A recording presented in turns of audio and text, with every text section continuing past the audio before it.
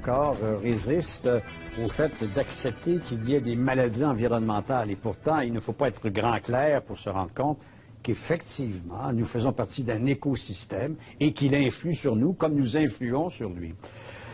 Dominique Bellepomme est docteur, cancérologue à l'Université de Paris. Il se spécialise auprès de gens qui sont malades et qui sont électrosensibles, donc qui sont, comme Mme Eppel, qui vient de nous faire témoignage, touchés par cet environnement, des micro-ondes, des radiofréquences, etc. Bonjour, docteur Bellepomme. Bonjour, cher monsieur.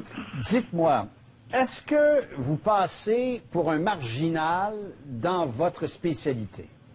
Non, absolument pas. Je suis professeur de cancérologie à l'Université de Paris, connu dans beaucoup de pays européens, et il est clair que les travaux que nous réalisons en France sont des travaux qui sont maintenant internationalement connus et qui sont, si vous voulez, reconnus comme scientifiquement valables par, je dirais, une grande partie de la communauté médico-scientifique internationale. Donc, quand quelqu'un ici au pays, chez nous, à Montréal, au Canada, se fait dire que sa sensibilité aux ondes est plutôt psychosomatique, dans sa tête seulement, probablement qu'on manque d'ouverture d'esprit à l'accueil du témoignage de ces gens. Tout à fait. Alors, si vous voulez, ce qu'il faut savoir, c'est que le problème de l'électrosensibilité en général, mais je vais revenir sur la définition exacte, c'est un problème mondial et que, effectivement, comme c'est une pathologie nouvelle, si vous voulez, il y a encore une grande partie du corps médical qui dénie ou ne reconnaît pas l'existence de cette maladie. Mais dans certains pays, en particulier la Suède, l'Allemagne, la Suisse, la France, maintenant, il est évident que la communauté médico-scientifique évolue et qu'il y a une partie croissante du corps médical qui reconnaît maintenant la maladie. Pour vous dire un chiffre, quand j'ai commencé à m'occuper de ces malades intolérants au champ électromagnétique il y a à peu près 2 ans, alors que ça n'était pas ma spécialité directe car je suis professeur de cancérologie, mais que je ne pouvais pas, au nom du serment d'Hippocrate, laisser sur, si j'ose dire, le quai de la gare des malades qui étaient atteints d'une infection que je jugeais sérieuse et véritable. Donc, si vous voulez, il est clair que maintenant, dans ma consultation, c'est un médecin, un malade sur 3 qui est adressé par un médecin généraliste ou même neurologue ou voire psychiatre qui m'adresse ces malades. C'est pour vous dire qu'il y a une reconnaissance croissante du corps médical vis-à-vis de cette maladie. Alors, c'est lent, bien sûr, mais je peux vous dire qu'en 2 ans, il y a eu vraiment un énorme progrès qui a été réalisé en France en tout cas.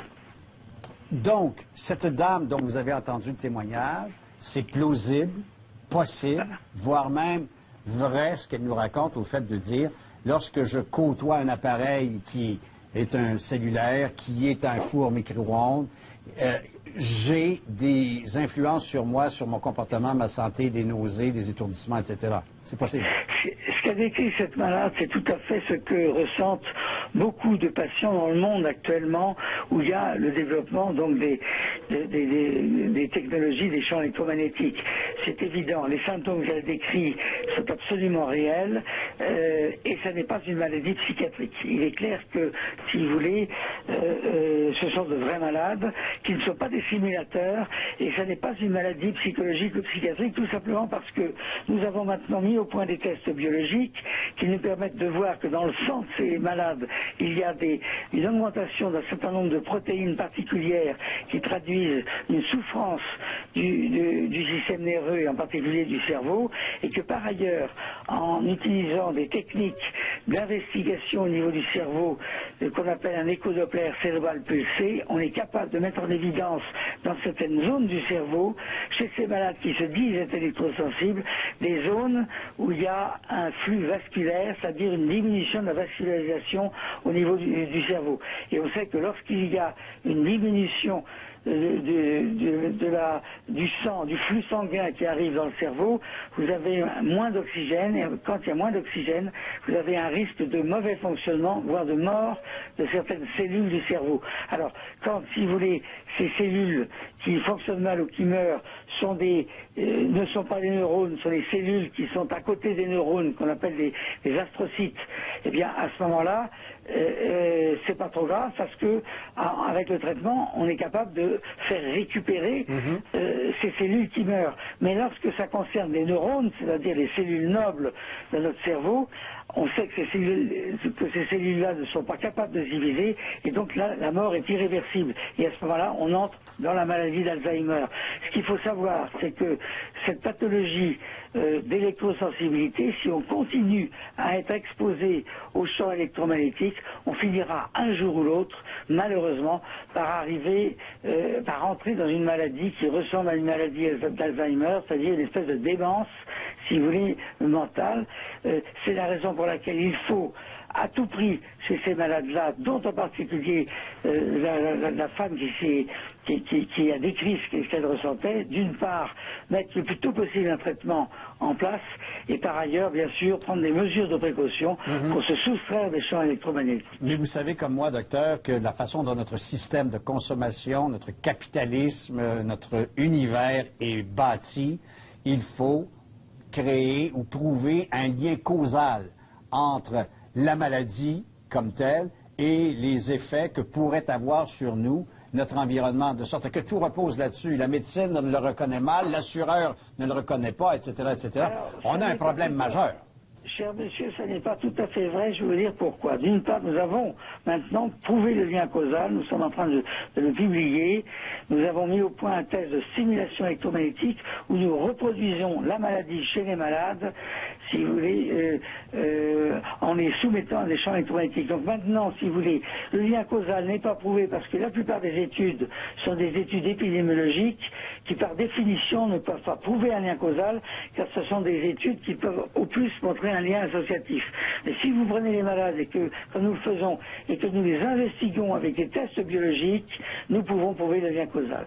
Et il est clair que de toute façon, ces malades, qui sont de plus en plus nombreux dans tous les pays du monde, qui utilisent des technologies électromagnétiques, il est évident que ce n'est pas tombé du ciel, ces maladies-là, qu'il y a bien une cause. Or, il est évident que lorsqu'on parle d'électrosensibilité, on est déjà sur la voie, ne serait-ce qu'en disant que c'est au moins des courants électriques, si vous voulez, qui sont en cause. En terminant, Donc, excusez-moi docteur parce que le temps file les presses, mais en terminant, est-ce que vous diriez à tout citoyen, à tout individu, d'être prudent avec les rayons, même s'il n'était pas reconnu comme étant hypersensible ou sensible? Mais il est évident, si vous voulez, en Europe, il y a aujourd'hui 1% de personnes qui se disent électrosensibles. Les prévisions, c'est 10% de la population qui deviendront électrosensibles. Il est évident aujourd'hui, si vous voulez, que les précautions sont à prendre. On les connaît, ces précautions. Une fois sur deux, c'est lié au téléphone portable, si vous voulez, qui, lorsqu'on l'utilise plus de 20 minutes par jour, si vous voulez, et pendant une période de temps prolongée, finit par induire une électrosensibilité. Même chose, ce qu'a dit cette dame, quand on habite à côté d'un transformateur électrique ou d'une ligne à haute tension ou à côté d'une éolienne, il est évident qu'on peut devenir électrosensible. Donc si vous voulez, il y a des mesures de précaution à prendre. Et il est clair que ce sont de vrais malades et que maintenant nous avons l'explication de la maladie et la preuve que c'est bien lié au champ électromagnétique. Merci, Dr Bellepomme, de votre disponibilité. Nous allons refaire affaire avec vous très certainement. Merci beaucoup de vos lumières. Je vous en prie, au revoir, monsieur. Merci, au revoir. Dominique Bellepomme.